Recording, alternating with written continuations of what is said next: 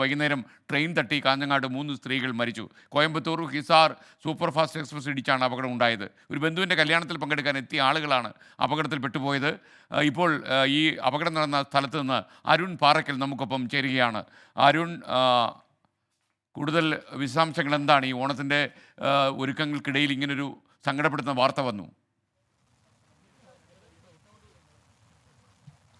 അതേ സ്കേൻ, ഓണത്തിൻ്റെ ഒരുക്കങ്ങൾക്കിടയിൽ സങ്കടപ്പെടുത്തുന്ന ഒരു വാർത്തയാണ്. ദാരുണമായ ഒരു സംഭവമാണ് കാഞ്ഞങ്ങാട്.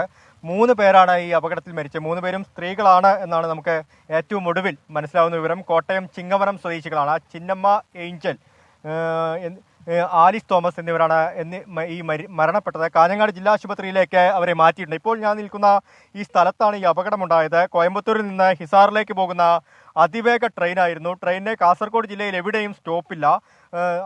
അതിവേഗത്തിലായിരുന്നു ട്രെയിൻ പോയത്. ഈ സമയത്ത് 30ഓളം പേർ ഈ സംഘത്തിലുണ്ടായിരുന്നു എന്നാണ് നമുക്ക് ഇവിടെ നിന്ന് മനസ്സിലാക്കാൻ സാധിക്കുന്നത്. ഇവർ ഈ കാസർഗോഡ് കള്ളാറിലെ ഒരു ബന്ധുവിൻ്റെ വിവാഹ ചടങ്ങിൽ പങ്കെടുത്ത് മടങ്ങുകയായിരുന്നു. ഇന്നായിരുന്നു വിവാഹം കഴിഞ്ഞതിന് ശേഷം വൈകിട്ടോടുകൂടി ഇവിടേക്ക് എത്തിയതായിരുന്നു. അതിനുശേഷം അവർക്ക് കോട്ടയത്തേക്ക് തിരിച്ചു മടങ്ങാനുള്ള ട്രെയിൻ ഉണ്ടായിരുന്നു. പക്ഷേ അവർക്ക് ഈ സ്ഥലമൊന്നും കൃത്യമായ പരിചയമുണ്ടായിരുന്നില്ല. പല ആളുകൾ പല ഭാഗങ്ങളിലായി ഈ പാളത്തിലൂടെയൊക്കെയാണ് സഞ്ചരിച്ചിരുന്നത്. ഇങ്ങനെ ഈ റെയിൽവേ പ്ലാറ്റ്ഫോമിലേക്ക് വന്നത്. അതാണ് ഈ അപകടത്തിന് കാരണമെന്നാണ് നമുക്ക് ഈ റെയിൽവേ പോലീസിൽ നിന്നുള്ള വിവരങ്ങൾ ഉൾപ്പെടെ മനസ്സിലാക്കുന്നത്. എന്തായാലും അവരുടെ മൃതദേഹം ഇപ്പോൾ കാഞ്ഞങ്ങാട് ജില്ലാ ആശുപത്രിയിലേക്ക് മാറ്റിയിട്ടുണ്ട്. മറ്റുള്ള ആളുകൾക്ക്, അതായത് കൂടെ ഉണ്ടായിരുന്ന കുറച്ച് ആളുകൾ കാഞ്ഞങ്ങാട് ജില്ലാ ആശുപത്രിയിലുണ്ട്. മറ്റുള്ള ആളുകൾ കോട്ടയത്തേക്ക് മടങ്ങിയെന്നാണ് അറിയാൻ സാധിക്കുന്നത്. ഇപ്പോഴും പലയിടങ്ങളിലായി ഈ മൃതദേഹത്തിൻ്റെ ഭാഗങ്ങൾ ചിതറിത്തെറിച്ചിട്ടുണ്ടെന്നും ഇവിടെയുള്ള ആളുകൾ സൂചിപ്പിക്കുന്നുണ്ട്. വലിയ തോതിൽ ഒരു അപകടം നടന്നിരിക്കുന്നു എന്നാണ്. എന്തായാലും അശ്രദ്ധമായ ഒരു കാര്യം, അതായത് ഈ റെയിൽവേ പാളം മുറിച്ചു കിടക്കുന്നതിന് ഉണ്ടായ ഒരു അപകടമാണ്.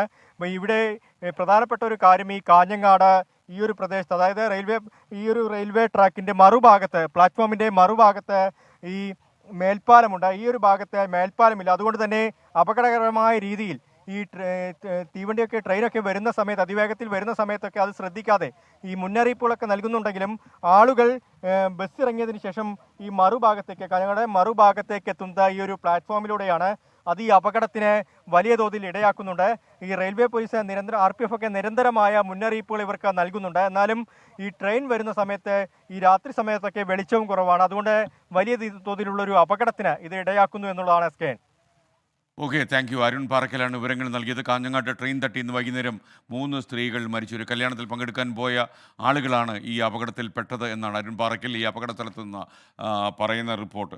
തോമസ് ജോർജ് പറയുന്നു, യൂട്യൂബിൽ പറയുന്ന ഒരു കാര്യമാണ്, ഞങ്ങൾ കോട്ടയത്തുകാർ പഴം, തൈര്, പഞ്ചസാര ഇതൊക്കെ കൂട്ടിക്കുഴച്ച് ഒരടിയാണെന്നാണ് പറഞ്ഞത്. അങ്ങനെയാണ് ഞങ്ങൾ സദ്യ ഫിനിഷ് ചെയ്യുന്നത്. പല സ്ഥലത്തും പല രീതിയിലാണ് സദ്യ കഴിക്കുന്നത്. സദ്യയുടെയൊക്കെ കൂടുതൽ വിശദാംശങ്ങൾ നാളെ നിങ്ങൾ ചർച്ച ചെയ്യുന്നതാണ് എൻ്റെ വിശ്വാസം. തിരുവോണ സദ്യയ്ക്ക് ഇരിക്കുമ്പോൾ നിങ്ങൾ ഓർമ്മിക്കുക സദ്യ എങ്ങനെ ഉണ്ണണം എന്ന് പറഞ്ഞ പഴയിടത്തിൻ്റെ വാക്കുകൾ.